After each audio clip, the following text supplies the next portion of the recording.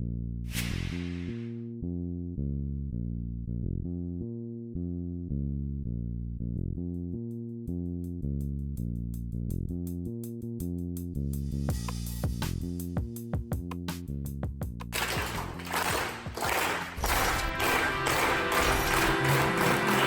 of the stories that I like the most about this thing is just how you got in the door at ClickFunnels. You basically connected with the CEO of ClickFunnels and stalked him on Instagram, because the outcome at the end of the day was Russell Brunson coming on your book launch, them bringing you in. You want to tell that story of how you executed that strategy in a very approachable way that I think a lot of people can?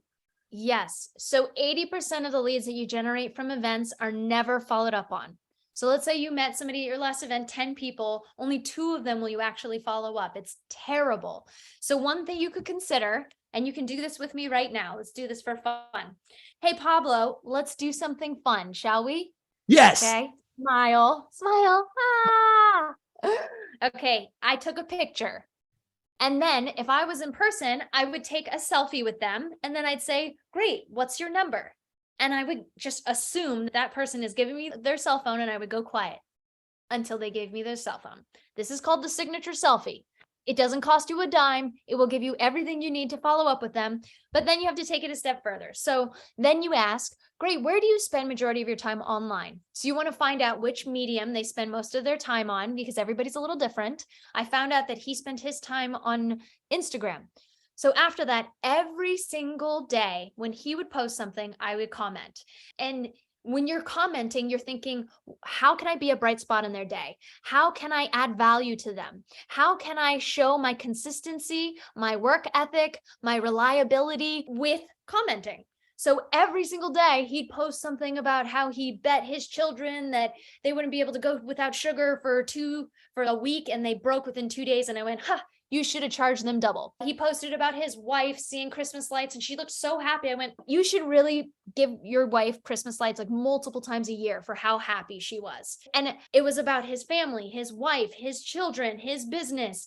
I was everywhere all the time to him, just being of value, just adding something funny, showing that I'm listening, showing that I care. Because if you just build rapport, which means they like you, trust you, respect you, and you find their need, you're 65% of the way to a sale. So I had built that top of mind awareness, so much so that as soon as they needed a product or service like mine, they reached out. So they were like, hi, Amanda, we'd love to buy 650 of your books and send them to our best clients. Is that possible? And I, of course, that's a pretty easy yes. And I will tell you that 6 years later, they bought 1,000 copies and resent them to all of their best clients just recently. Follow-up is critical. Fortune is in the follow-up, but do it in a way that shows that you care, that you're engaged, that you are that bright spot. They're already looking for the attention with their social media posts. You're looking for likes. You're looking for people to comment. So they're looking for that. Why not give it to them there so that they don't feel salesy? They just feel, oh, this person is of value. This person is assisting me. It makes all the difference. I think so too. And I think the part of the story that you didn't tell that I think is really interesting is that you're not talking on their Twitter feed or on their LinkedIn. You were just like in their IG stories, like, emoji, that was really cute. Don't forget to pack your mittens when you're going skiing, right? Like I have 100% taken license from what Amanda does. And not only do I tell everybody about the signature selfie, because it's a perfect formulation of a perfect hook point, speaking point, and I always like to use it as an example. And it's something that I had always done, but I had never thought smartly enough to evangelize it the way that she does.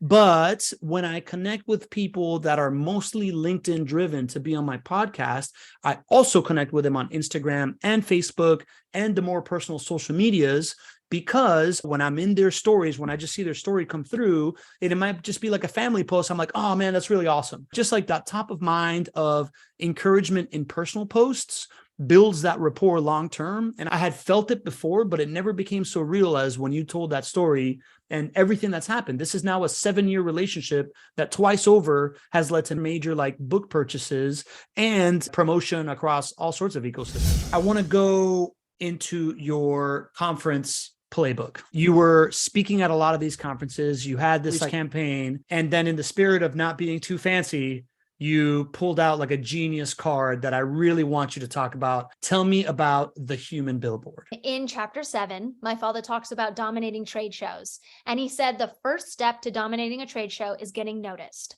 So I thought, okay, how can I get noticed? And at first I had my team looking up how to design a backpack so that if I was walking around, people would see my backpack. And then they started sending me the designs and I went, this is pretty pathetic. I don't think a lot of people will see that backpack. So I went on Google while we were in our meeting and I typed in human billboard. This huge 4-foot billboard that glows.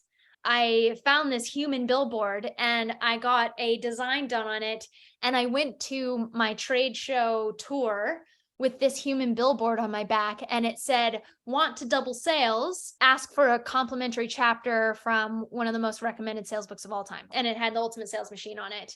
The number one compliment I got from all of these trade shows was, that is the most brilliant marketing tactic I've ever seen. You are the smartest marketer at this entire event. Like over and over again. It was hysterical. People would stare from 100 yards away. They'd be taking pictures. We kept joking that I needed to get a GoPro and put it on top so you would watch the people stare. Getting noticed, check.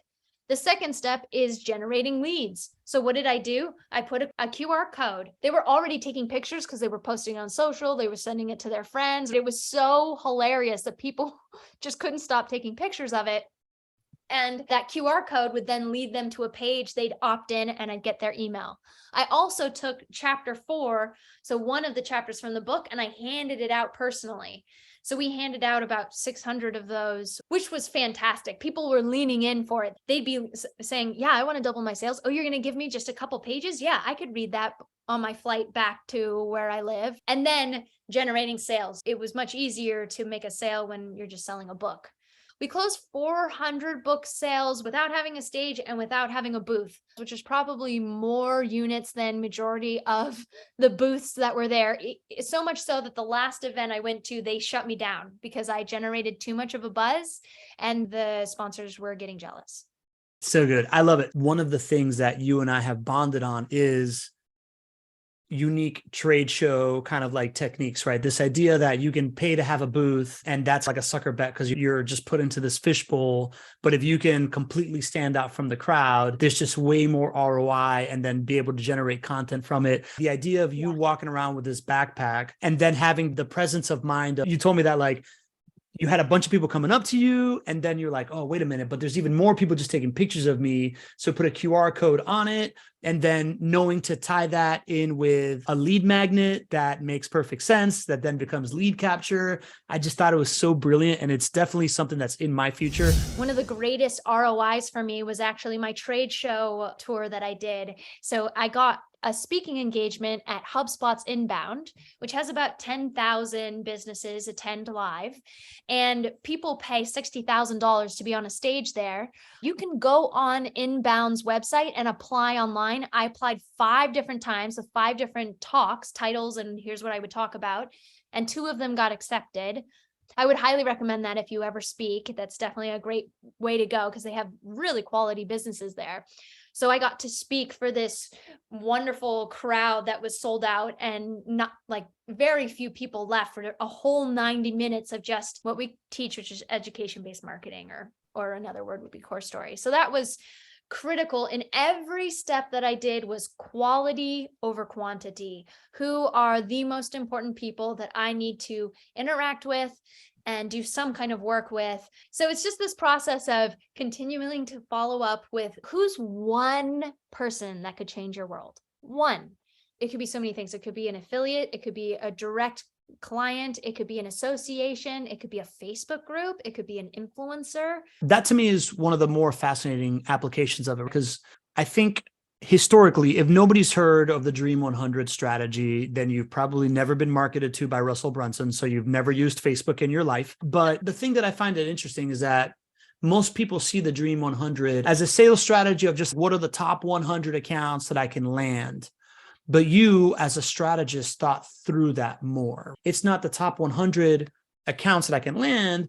It's the top 12 stages that I can leverage is a way that I would put it in my own language. How can I go to the top 12 relationships that can lead to the most relationships from having that relationship, not just buy the most books at that moment, like HubSpot? How does Core Story fit into the launch? So I also followed this methodology of the 7 musts of marketing. My father said that you have to be everywhere to the people that are most important to you. So I took this same story and implemented it across many different channels. Social media, across our website, across our email, across our affiliates, across press releases, across trade shows. All of these different marketing mediums all came from the same core story.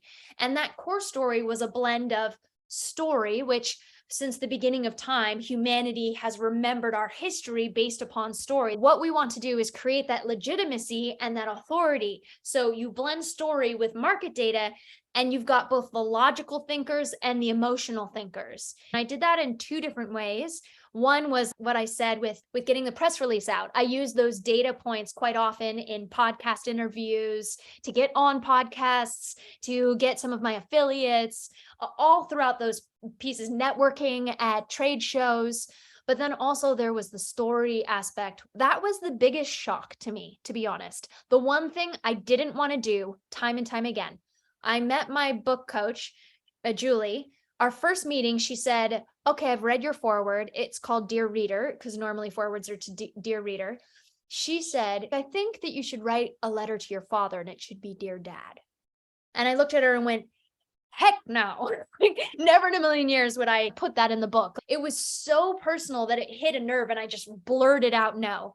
So then I ended up, much to my own hesitancy, and I wrote it. And it was beautiful. So I was nervous about it, but I said, okay, we're putting it in the book.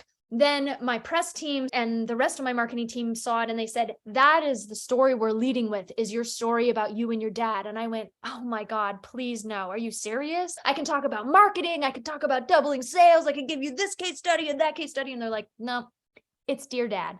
So then we crafted it into a video.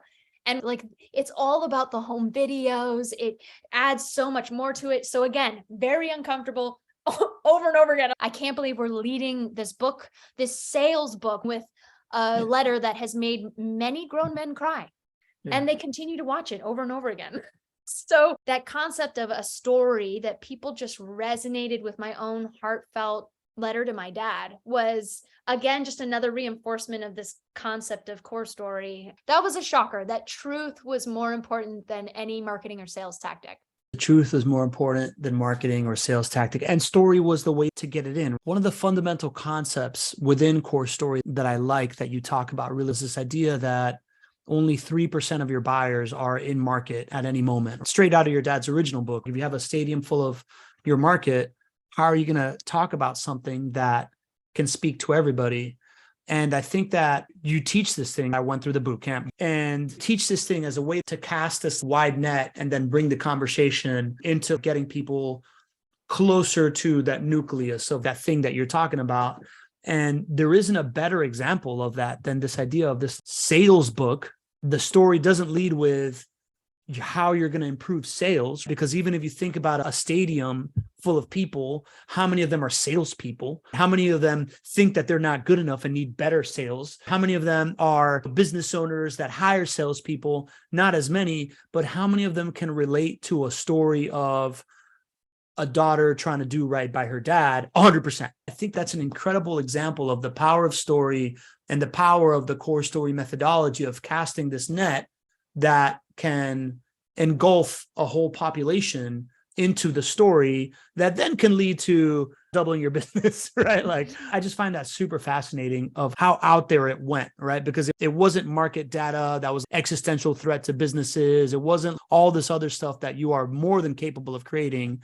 It was this very core story, right? It's at the core of your being.